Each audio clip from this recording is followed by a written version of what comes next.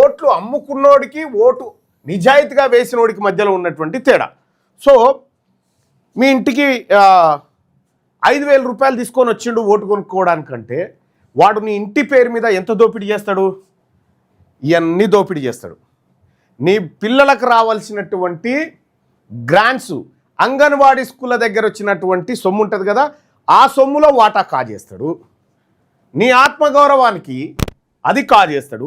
నీ బిడ్డల చదువులకు రావాల్సినటువంటి స్కాలర్షిప్లు అవన్నీ మింగుతాడు.